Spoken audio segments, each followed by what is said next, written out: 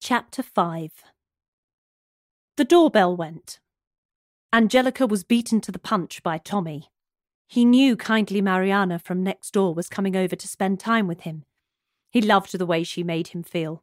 The excitement level started when she announced it at the breakfast table that morning.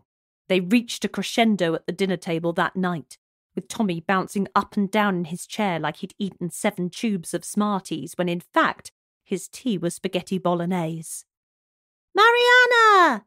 Tommy shouted at volume that must have been heard throughout the apartment complex. "Tommy!" Mariana shouted back at a volume that was at the peak of her strength, but still only carrying around half the decibels of her young neighbour. The pair of them waltzed to the sofa and plonked themselves down.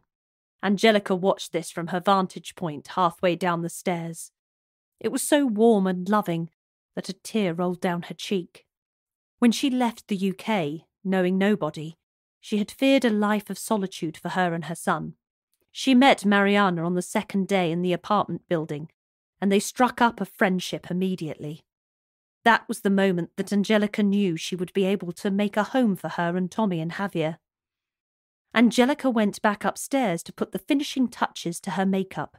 She didn't do this makeup thing very often, so she watched a couple of YouTube tutorials on smoky eyes. She'd always wanted smoky eyes, and felt that these, coupled with her mask, would create a look that would transform her from an ordinary mother of one into a vixen. And if it didn't work, that didn't matter. Nobody would know who she was. Striding downstairs in her high heels, Angelica felt $1 million. She felt $1,002,002 when the eyes of the occupants of the sofa turned towards her. Tommy smiled love. Mariana smiled respect. She wanted both of those things at that moment in time. She kissed Tommy on the head and thanked Mariana. As she left the sofa with mixed feelings of her night and their night washing around inside her skull, Mariana accompanied her to the door. "Angelica, be careful," she whispered. The confused look Angelica gave her prompted further explanation. "I was invited to the cinema tonight by a friend. Before you say anything else, I told her I had much more important date. But the friend told me that someone always gets hurt at the Valentine's masked ball. I must say, I've heard this before. I want you to keep your wits about you," Mariana explained. "Hurt?" Angelica asked, as though this was the only word she'd understood.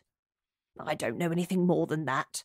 Her son used to work for the police, and he told her that this is the one event the police are more worried about than any other.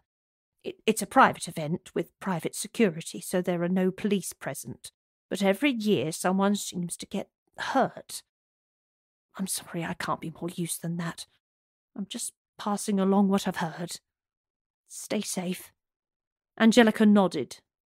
She would indeed stay safe. That was how she lived her life.